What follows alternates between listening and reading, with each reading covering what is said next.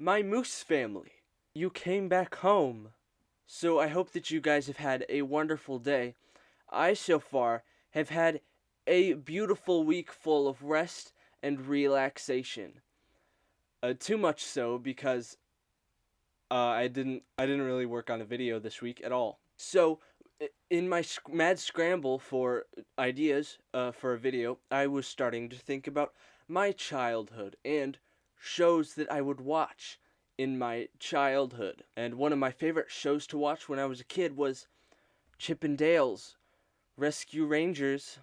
It was a good show about two chipmunks and two mice and a fly, and they would solve mysteries, probably save the world. You know, typical kid show things. But I was cruising around and I saw that there's a video game called Chip and Dale Rescue Rangers, and well, it was a game that I played. So when you first start it up, you can either A, choose two player mode, or B, choose one player mode. I have no friends, so I picked the one player mode option. And when you pick that, your options are Chip or Dale. Do you want to be Chip or Dale? I chose Dale because so we first start up the game and we're met with the opening dialogue, and the first thing my eyes were drawn to weren't the words. It was the character model for Gadget, the girl mouse. In the show, she looks like a pretty normal mouse. This one doesn't, but that's fine. Creative liberties and all that. That completely aside, let's look at the main premise of the story. What's going on? What are the Rangers up to today? And to our horror, to paraphrase the game itself, our cute little neighbor, Mandy, has lost her kitten, and so we have to find it. But before we dive into the first level, let's just take a look at, you know, the game, the graphics, the gameplay, the mechanics, all that good stuff. The graphics are pretty good. The gameplay mechanics are also fine. The level design, I would say, is passable. Some of the character models are a little bit not the best, but that's fine. It's an NES game. It probably had a really low budget. It's fine. It looks pretty darn okay. So we start our first level in, your typical suburban backyard, going through fences, over garbage cans and stuff like that. One thing I do want to point out, so this apple compared to the chipmunk is really large, because chipmunks and apples are generally about the same size. But you look at the same apple compared to the garbage can and you see, hey, the apple is really big, like gigantic. Even if it was a small garbage can, even if it was a garbage can this tall, the apple would still be like this tall. That's an apple like as big as my head. They grow them big out there, is what I'm trying to say. So we go through the house, look at, the house things. Again, Dale is tiny compared to some of these objects. Like, really small. Maybe he's a tiny baby chipmunk in this one. Maybe it's a prequel to the show. But you go through the house, you find Cheese, Monterey Jack, the big mouse, runs into the wall for some reason. So we go through the great thing, and we see this. You tell me what this is, because I don't know. It's a boss. I can tell you that much. It is a boss. We pick up a rubber ball, and we chuck it at it. Don't know what it is. I'm going to forget I saw this. Moving on, though, we defeat it, and, we jump for joy. Hooray, we beat it. We beat it. But, oh no, Fat Cat. He's the villain in the show. But he apparently has tricked us. He's tricked the Rescue Rangers. The kitten was just a clever ruse, a clever distraction, and he has actually kidnapped our beloved Gadget, the girl mouse. If you forgot, he kidnapped her, so she can make him inventions. I think that was what he said. I kind of forget, but I think that's why he kidnapped her. And so we see the world screen, the world map. The only thing I have to say is that the ranger plane, maybe is what it's called, I don't know, is blue. It's obviously red in the show. I don't know why it's blue. Maybe there's a reason. I'm not a game designer. I don't know. So as far as the rest of the game, meaning like from this point to Fat Cat's Casino, it's good. It's fine. There are themes to every level. There's a sewer. There's a forest with trees. There's a bunch of others. After every level, Gadget, who has actually managed to make her own phone or something like that, is communicating to us and telling us hints to get through every level. I don't think they were that useful because I never read them and I was fine. But, cool. Most of them had bosses as well, and they were fine. Very obscure, like there was a robot, an owl, and a caterpillar. I think it was a caterpillar. I don't really know. You defeat every boss with with a bouncy ball. Don't know why. Do I know why the bouncy ball is so important or why it is in every boss battle? No. I'm sure there's a reason, maybe deep lore. On the topic of enemies, though, we also have a lot of other normal enemies, like kangaroos with tennis rackets. They were weird. There's a lot of different kinds of enemies, and they are all strange, I can tell you that. And as far as I can tell, nothing in this game so far, except for the brief mention of Fat Cat, has anything to do with the show at all. So you could just put in a generic video game hero and it would look fine. Like, this game has nothing to do with the Rescue Rangers specifically. I don't remember anything about a weird caterpillar thing. I don't remember anything about crabs spitting out bubbles. I don't remember anything about kangaroos. I don't remember any of that stuff. Why is it in this game? Don't know. So through all that, we finally get to Fat Cat's Casino. We make it through the entire casino, and who is waiting for us at the end? I'm not honestly sure. I think this has become a pattern, but I don't recognize this character. Maybe he's supposed to be Fat Cat. I will assume that that's supposed to be him, and we'll move on. But regardless, we defeated Fat Cat, and we retrieved Gadget. We give her flowers. She gives us a heart, and she says thank you. But then, oh no, goodness me, he got away. We didn't get him. He escaped. But don't worry, because Gadget has a rocket ship, and we use said rocket ship to fly to outer space, and then we come back down to Earth, uh, presumably to where Fat Cat is hiding. I do wonder why we had to go to outer space in order to come back down to Earth. I feel like we could have just flown over to wherever we were going. So we go through all that, and we finally get to the last 3 levels. The first one is a sewer for some reason. The next one is something else. I don't remember what that one was. We do all that stuff, but then we finally get to Fat Cat's lair. It's complete with axes, as well as plunger-throwing weasels. As I said, the enemies in this game are rather strange. But through all of the plungers, through all of the axes, and hat-throwing lizards were also there, we finally get to the man himself, the cat himself, Fat Cat. And he's there in all of his glory, just sitting there wiggling his nose. I know, like, in the past he's done some horrible stuff, like in the show, awful things, but he just stole a cat and kidnapped Gadget, which is fine and bad. But did you need to kill him? Oh, wait, what? Oh, okay. They didn't actually kill him. He's in jail. In cat prison. I didn't know we could just throw a cat into prison, but cool. He was a pretty awful cat. Not gonna lie. Alright, so that's it.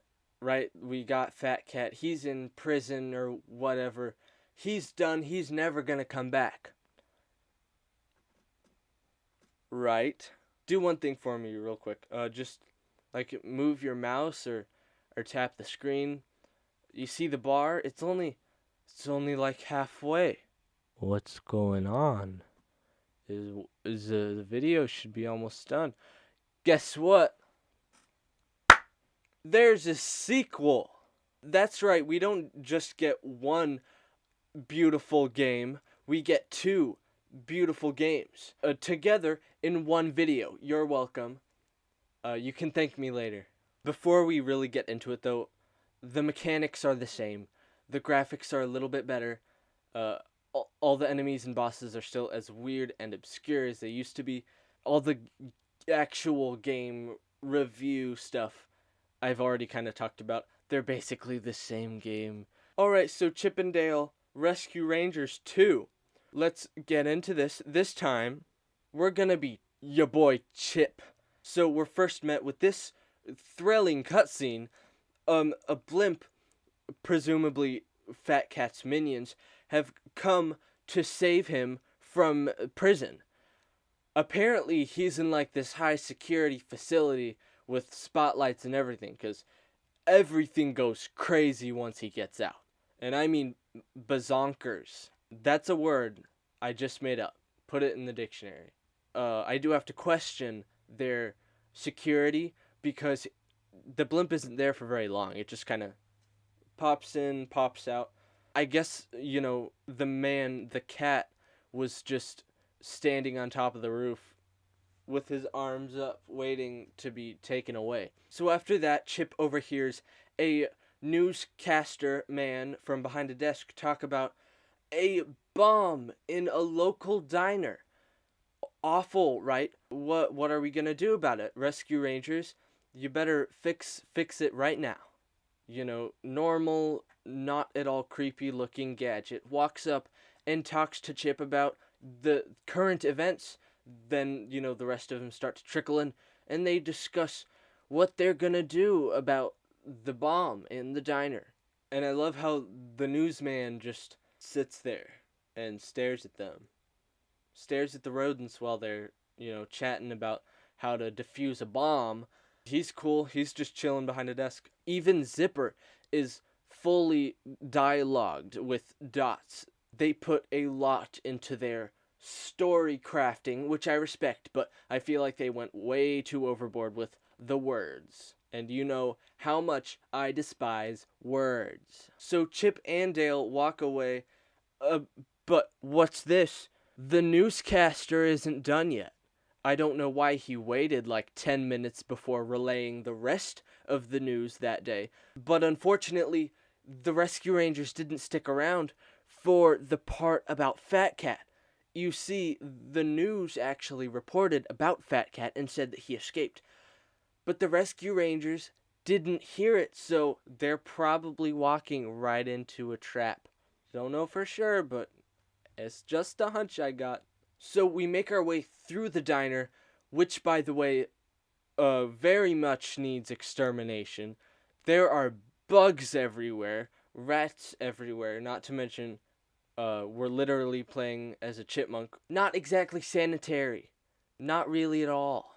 But then when we get to the end, we see a rabbit-looking thing, whose name is Water Rabbit. Water Rabbit is not in the show, I don't think, at all. I do not recall any character or enemy named Water Rabbit in the show. He does actually go into this long monologue about how Fat Cat is actually gonna steal the Urn of the Pharaoh. The Urn of the Pharaoh is actually very important, I suppose.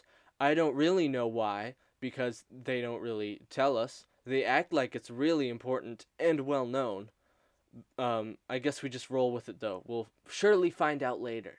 So all of this time bomb nonsense was all just a ruse to get us to come to the diner so Fat Cat could get away safely with the urn of the pharaoh. Kinda ruins the plan if you just tell them that you're doing it, but whatever. That's fine, because now we know what they're up to, so we can probably go and catch Fat Cat before he gets away with it, right? No, they don't do that. Yeah, he just hops away, and then instead of Chip and Dale being like, oh, okay, this was a hoax. They lied to us.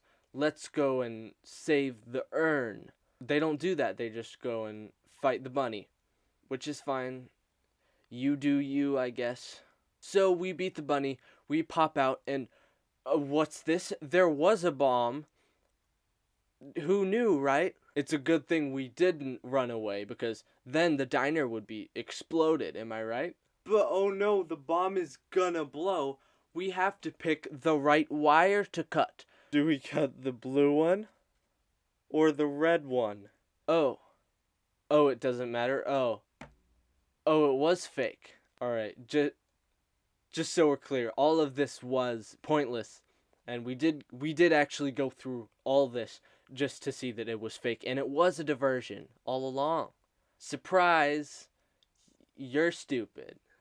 So apparently, Chip knows that Fat Cat is on a ship waiting to leave port. I don't know how he knows this because the rabbit never told him that. There's no reason for Chip to know what's going on or where Fat Cat is, for goodness sake. Maybe he was just assuming. There are a lot of plot holes in this whole deal. We can overlook that. So we go through a sewer for some reason. I feel like we could have just, gone down the street to the ocean or wherever. Probably be more safe. We end up fighting a giant bat to the death, and, we move on. We jump around on a ship for a while. We jump off the ship, and to see that Fat Cat is nowhere to be seen.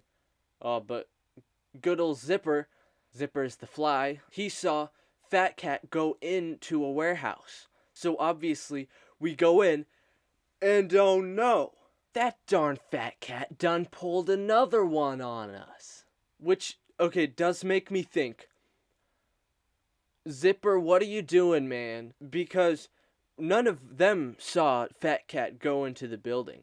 I didn't even see it on my playthrough. If he said nothing, no one would have ever known. It was very discreet. So Zipper pointed out that Fat Cat was going into the warehouse and, maybe you should go into the warehouse. It's a little fishy. Kind of makes me think, hey, maybe Zipper's working for the other side. I wasn't gonna say it, but the evidence is there. Fat Cat says that he's gonna release evil spirits or something like that out of the urn, so we know what that does now. And then he's gonna take over the world, all that supervillain nonsense. But then he reveals that we were inside a giant freezer all along, and we only have 3 minutes to live. But don't worry, good old Chip, with the keen eye he has, spies an open grate high above. So we scamper up to it and escape out of the chilly freezer dungeon that we were stuck in. Again, how did Chip see that? It was really high, tons of boxes in the way. No way on earth could he ever see that open grate from where he was. A lot of plot holes. Just wanted to point it out. So we get out, our lives are saved, and, good old Monterey Jack is just standing there. He doesn't say, wow, glad you're alive. He's just there looking across the way at the warehouse. Look at all those ghosts. I do have to be honest, buddy, but I only see one. One ghost is a lot, don't get me wrong, that's still weird. Just wanted to mention it. I'm sorry, I'll stop pointing things out now. So, apparently Fat Cat has opened the urn to end the world. So, brave Chip and Dale decide to put their lives at risk and go into the warehouse to save all of humanity. So we go in, we fight all the ghosts. All the ghosts are dogs for some reason. That's kind of funny to me because a cat has opened them. But we reach the end of the ghost house, warehouse place, and we fight the final creepy looking ghost man with, you guessed it, a, a ball. We defeat him, but guess what? Fat Cat is nowhere to be seen. Maybe the dog ghosts did actually eat him. But no matter, we found the urn. We popped the top on that, buddy. The world is done, saved, and we can go home with nothing to worry about. Nah, Fat Cat is back. We hear his voice coming from somewhere, and he says, "Darn you, drat. If you want to catch me, come to the amusement park that I apparently own." Apparently, a cat owns a whole amusement park. So, on hearing this, obviously, Dale is outraged. He's like, let's get him. Beat that cat once and for all. But Chip is like, no, Dale. This sounds like a trap to me. We're not playing his games anymore. But the next shot is just them at the amusement park.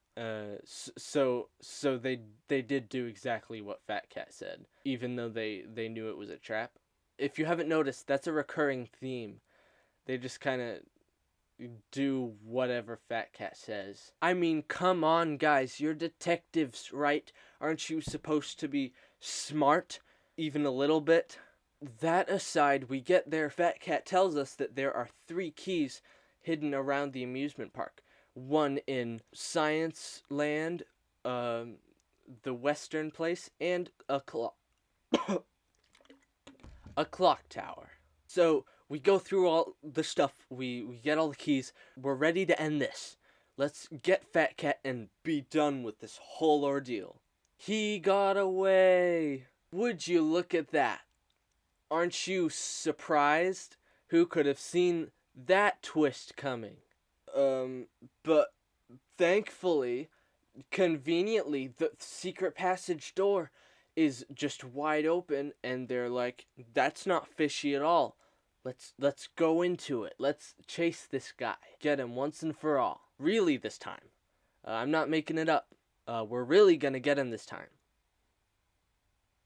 I gotta be honest, this is kind of grating on me, and I don't know how much more of this I can take. Let's just end it soon, please. So we go through the high-tech looking secret passage, which looks completely out of place, like everything else in this darn game. I'm sorry. But we go through it, we get to the end, and there is Fat Cat himself. There he is, and he's blinking like crazy, which, yeah, maybe he's a hologram or something, I don't know. The rescue rangers ask him to surrender for some reason. Do I know why he would ever surrender? No. Which, kind of begs the question, why would he ever surrender? I feel like he could probably just squash them with his foot and they would die, and that would be the end of it. I don't think they have any room to make any negotiations here at all. He then reveals his ultimate weapon, the Fat Cat robot. Yeah, it's like Fat Cat, but it's a robot, so way worse. The lights go out, and there it is, the Fat Cat robot. You beat it with a bomb that's just shaped like a ball. So everything that we've gone through, all the twists, turns, agonizingly, horribly frustrating decision making, all that has led up to this moment. Final boss in the game. I promise I'm not lying this time. It blows up. We turn to see that the ceiling is falling. Chip and Dale are gonna run to try and track Fat Cat, and the others are just not gonna do that, and they're just gonna run away, which I respect. Would have done that a long time ago, and not gone through all this. So yeah, hopefully Chip and Dale find Fat Cat. Hopefully they will do away with him or something. Finally get this over with. But nope. No, they lost him. He got away. They didn't look very long. It didn't look like, but whatever, guys. I'm glad you tried. Maybe you'll get him next time. So yeah, after both those games, going through everything that we did, Fat Cat is still out there, uh, threatening the world as we know it. But that's okay, because we have the Rescue Rangers there to always protect us and always save the day. Roll credits. Closing thoughts. Crazy series, right? Yeah, we went through a lot this past, 20 minutes. They're not perfect, at all, but that's cool, right? Every game has its shortcomings. This one has a lot more than usual, but that's part of the charm. That's part of the perfect goofiness that makes a game kind of fun once in a while. This is nothing like the show. I was kind of hoping for a little bit more fan service. Didn't give me much, so if you're expecting a true video game spin-off of a show, don't play this one. You're not getting that here. Normally, after a video like this, I would suggest try the game out. Play it, if you want. I'm not going to do that this time. Please don't waste your money on it. So that does it for today's video. I'll see you guys next week. I hope you had fun today. I had a lot of fun making this. It's just fun to play a bad game once in a while. Like the video, subscribe to my channel if you want, and I will see you guys later. Bye-bye.